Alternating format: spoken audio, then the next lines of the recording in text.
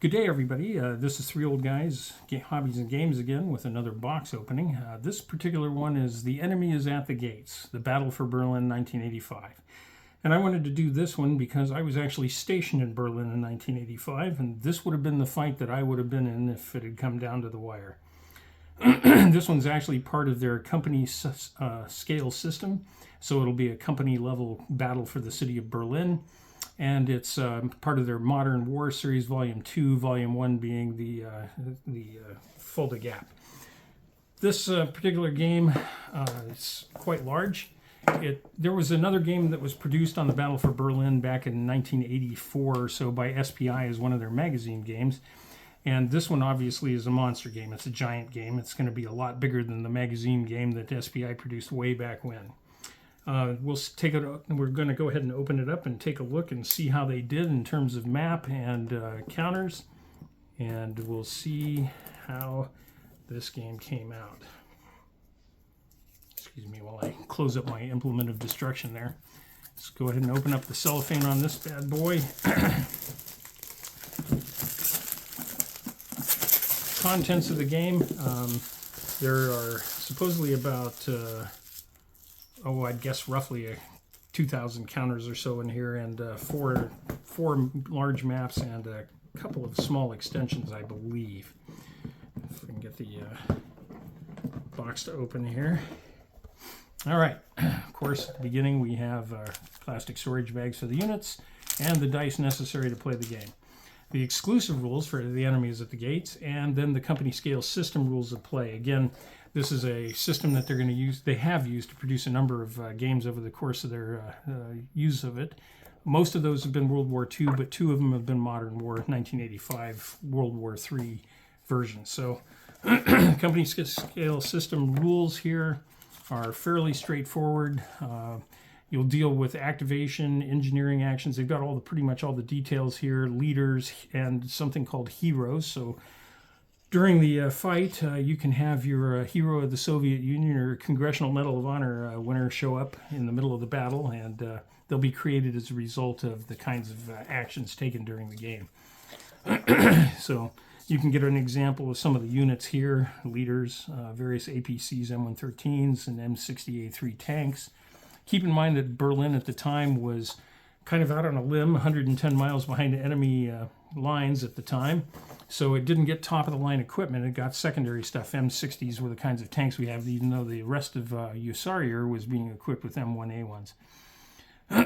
So the specific rules for here, they talk about special units like West German police, and believe me, they would have been a significant portion of the fight. They also talk about different East German units like Stasi units and East German police, who also would have been a part of the fight. So symbology used, we have detective branch, riot police, and police. Again, that's important because when it was all said and done, the West German police force, well, let's put it this way. West Berlin was the most heavily policed city in the world with over 16,000 cops. 6,000 of those were actual cops who did criminal police stuff. The other 10,000 were basically a light infantry division provided to the NATO allies to defend the city. Next we have here, we have the scenario book for the game. Picture of the Brandenburg Gate on the front there, and you can see the Berlin Wall off to the side over here. I remember that. We have different division displays for the Berlin Brigade, the West German Police, and so on.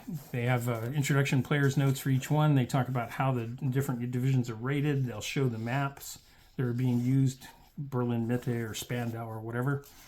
And they'll talk about NATO and Warsaw Pact organizations that will be involved in the fights. And there's a number of different scenarios in here. In fact, let's go back to the table of contents here and see what we got. Getting Gatow, which is an attack on a small airfield in the British sector. Taking Tempelhof, which was the old airport for Berlin in the American sector. And they basically, Spandau Ballet, which was again the British sector, and finally Vive la France, which was the attack on the French sector. Interestingly, the French did things a little differently than the other allies. The other allies provided crack units to defend Berlin. The French sent basic trainees, because that way they got the Germans to pay for their training. So this is an example of one of the extensions maps. This is the Lichtenberg map. And you can see here that we have a Stasi prison, we have the Lichtenberg area itself, and then various little lines, items of interest located in the map. We have a date, time, and weather display. We have Allied Forces display, Berlin Brigade, Berlin Infantry Brigade for the UK, Forces Français à Berlin, and the West German Police displays. So you can keep track of your different units and their status. Various charts and tables, a couple of copies for each side. Warsaw Pact Forces display, very similar to the NATO one, Ministry of National Defense, which would be the East German Police and so on. Or actually the Ministry of Defense. Deutsche Volkspolizei, which would have been the East German Police. 1st Motorized Rifle Division, the 6th Independent Guards Motorized Rifle Brigade, which was a Russian Guards unit. And another display here with Socialist Unity Party of Germany and Ministry of State Security, the Stasi people. Next we come to the unit counters, and looks like I'll need to open that knife again so we can take a look. Interesting to see how the order of battle is, because in the original SPI war game many years ago, the order of battle was just absolutely terrible. They had no idea what was actually going to be involved in the fight, and they didn't do a very good job of tracking the Allied forces or the Warsaw Pact forces in their order of battle analysis. Of course, you know, it was all speculative at the time, and the order of battle in Berlin changed a lot, especially for the Brits, who routinely changed out units that were assigned there. So this is the Americans here, it looks like. We've got companies of the 502nd Parachute Infantry Battalion, which was assigned as part of the core, basically the core infantry unit for Berlin Brigade. Let's see what else that we've got here. Looks like we've got some different police units. We did have a few of those. I'm not seeing certain units that should be here, but perhaps on a different unit counter. There was a German Guard battalion that was assigned to the U.S. Brigade, supposedly to defend or to protect certain U.S. facilities during peacetime. But in point of fact, they were a full-up infantry battalion, trained as such, and were concealed, if you will, as security police kind of people. There's also, they don't seem to have the U.S. Air Force in here. We actually had a couple of units assigned to Berlin, and all of them were assigned as light infantry as their secondary mission. The unit I was assigned to was the 69 12th Electronic Security Group. It later became the 690th Electronic Security Wing, and we had about 800 people in the organization who would have theoretically fought as infantry if the invasion had come off after our site had been evacuated. We have the Brits over here. Looks like we've got a different selection of units. In 1985, it was before the Scottish period of the British Berlin Brigade. By 1986, they had 3 Scottish infantry battalions there, which was quite impressive to see those guys, Black Watch and so on. And of course the French, who frankly, they rate fairly high here, which is somewhat surprising, but nonetheless, they were one of the smaller combat units available to the entire Berlin garrison. Next webpage, or next counter sheet here, we have German police, and basically it'll be broken out by sector where they're assigned. And as you can see, there are quite a few of those units available. And let's see what else we have here. Yep. It appears, again, various school detachments and so on. Berlin headquarters for the, looks for the East Germans, it appears here. Garrison units of various kinds, and so on. Next is, let's see what we have here. Different West Berlin police again. We have what appear to be East German police and garrison units. Border guards, some heavy weapons teams, as you can see, with different quality machine guns. We have helicopters. We have a few tanks, flak battery, it appears. We have here Let's see what we got on this one. I'm looking at T-55s, which sounds about right, and some T-62s. T-55s would be East German. T-62s would be part of the 6th Brigade. Again, in 1985, these were not top-of-the-line tanks. T-72s were pretty much coming online for the Soviet group of forces in Germany. But remember, everybody was planning on using secondary troops to clear the city of Berlin. Speculatively speaking, when I was stationed there, I always thought that they would be fools to commit large numbers of forward area troops to attack Berlin. Rather, the follow-on waves of Polish troops would have been used, in my opinion, to fight this city. But again, that's entirely speculative, since we have no idea what they really would have done. But again, you can see different tank models, T-64s and so on, that are assigned to various units that will participate in the attack. Next, we come to different counters that serve as markers to indicate conditions, pinned, disorganized, etc. And as units engage in combat, their fatigue, their friction increases, and you'll see their capabilities drop depending on the status of what happens to them. They also have the opportunity to prepare defenses. There was a significant obstacle plan that the U.S. Army planned to execute.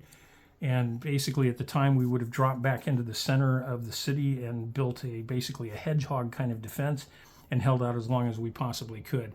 There was also an artillery battery assigned to the Berlin Brigade, whose role was primarily to attack the railroad links that went around and through Berlin to try and damage logistics for the forward area Soviets as they attacked. You see different markers for damage to cities. Spetsnaz units can conduct sabotage attacks, so can U.S. Special Forces, and so on. Different other additional markers, some individual vehicle type things that can be used to transport troops and so on. So, turning to the maps. These maps are the way the city looked in 1985. There are differences between then and now in the entire area. So, for example, this is actually part of the U.S. zone here, the southern portion of the city. There's Tempelhof Central Airport there, if I can get that to spill out a little bit. I actually worked off map in a place called Marienfelde Ops, which was, I believe, actually it might be on map. It looks like it was about in this area of the city. It was a signals intelligence site right there on the border. It doesn't get much mention in modern day versions because nobody pays much attention to it, but it was quite the facility at the time, and it would have been a key target for the Spetsnaz had they decided to invade. You can see that there are a lot of water obstacles in Berlin. It makes it difficult for the various forces to cross certain localities. And you can see the Tempelhof Airport, the building here. Let's see if I can show you that. I'm off map, I think. There. Tempelhof Central Airport, the building was actually built by the Nazis and shaped like a Nazi eagle. You can see the claws and the wings, you know. And it was a circular area. It's quite a large airfield, though, and it would be a perfect place to do a helicopter insertion or an airborne drop if you wish to do that. These little symbols here with the black kind of mechanical looking things with a Berlin bear, I believe are the police stations that the German police operated. That's actually the police headquarters building there. So, yep, a lot of memories on this. And of course the wall over here, okay, you can see, and over up in this neck of the woods is where the Brandenburg Gate was. So a lot of difficult terrain for anybody who was choosing to attack. You'll note that they have different colors buildings on the map, and those basically represent different intensities, if you will, of urbanization. Some of it's fairly sparse, but quite a bit of it's very dense, especially in the center of the city up towards the north section of this map. And you can see that it would make it very difficult for anybody attacking into the city to actually occupy that. We fully expected them to conduct heavy artillery and airstrikes on us, even though, frankly, it was a waste of their air power. But the idea would be that they would try to destroy as much as possible and prevent us from deploying properly. But the fact of the matter was that all they really would have done was improve our defenses by producing lots of rubble for us to dig in. Here's a bit of the British sector. You can see the heavily forested area, Leichenfelde. Somewhere up here is Spandau. Where is it? Which is where the prison was, where all the war criminals from World War II were imprisoned. Here's the various British barracks, Wavell, Brook, and Smuts, where they based their troops out of, and again, police stations in the area. There's Spandau Prison right there. Yep, remember that. When the last prisoner there died, they tore the prison down within 2 weeks. It was the most amazing thing I'd ever seen. Anyway, over in this section of the map, I'll have to switch around here so I can get it on camera. This is actually the Olympic Stadium. An interesting story, we were doing an map exercise at the defense of Berlin, and somehow or another the French exposed the British flank, and the British lost a lot of ground really fast. And there was a huge tank battle in the Olympic Stadium between the Brits and the attacking Russian division that was considered to be part of it. Anyway, that's that map. Oh, here's Teufelsberg Ops. I worked there too. It's pretty close to the Olympic Stadium. It was an interesting assignment. Then next map is, let's see what we've got here. Kleinmachnow. Okay, most of this is off map, or no, I take it back. This is the Potsdam map, yep. So a lot of this area right here was British occupation zone, and down here was Wannsee Island, okay, which is, if for those of you familiar with the history, is where the Wannsee protocols were signed, is right along in this area here. And right here is the bridge that was used. Now let me bring that over. Right here is the bridge that was, right here is the bridge that was used to trade prisoners between the NATO and the Warsaw Pact. So like a spy exchange or whatever would happen at that bridge. It was closed to through traffic, by the way.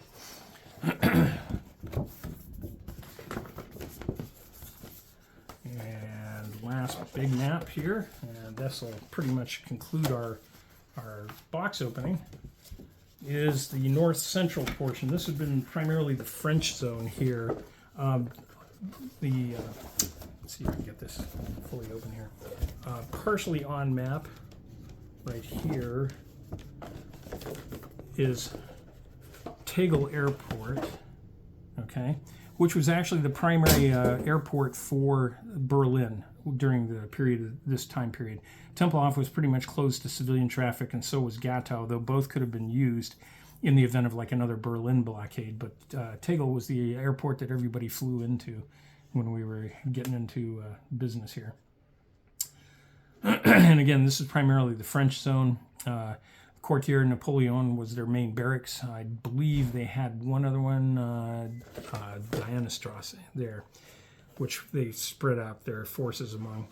And again, the French was the smallest detachment there, and probably the least combat effective, though that's not to say that they were bad troops or anything. It's just that they were inexperienced rookies there primarily for basic training.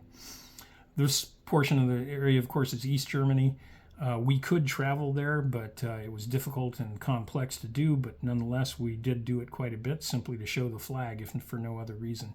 And again, you can see that the kind of terrain that you're dealing with in this area especially was heavily built up. Somewhere on this map, I should be the Tiergarten. Yep, there it is. The Tiergarten. In the Landwehr Canal. Again, very difficult terrain. The old Führer bunker was right there. Brandenburg Gate was right there. And the Reichstag was right there. It's actually on the other side of the wall. It's right there. This building is what it is, though. And the bottom line was that they could get into the Tiergarten, but that was an easy place to fortify. And there was really no place to go because of the canals, the Spree River and the Landwehr Canal. So again, heavily built up region around here, lots of police, and the Allied forces could get to it pretty quickly if they needed to. Berlin Mitte was really the heart of old Berlin back before the war, and you can see Berlin Cathedral, the Pergamon Museum, Unter den Linden, all those places that you read about if you read history of the period from World War I to World War II. And that basically concludes it. It looks like a very interesting game. There appear to be a few minor issues with the order of battle, but nothing that couldn't be corrected by somebody with a ability with art. And the bottom line is they also include things like the American SOF unit, the Special Forces Detachment that was assigned there. And you can execute commando raids, you can conduct regular combat, artillery, etc., and so on. So the bottom line is this is a pretty interesting looking game. And frankly, I can hardly wait to spread it out and start playing it. I hope you enjoyed this. If you did, please hit like and subscribe, and feel free to make any comments that you'd care to share. And have a wonderful rest of your day.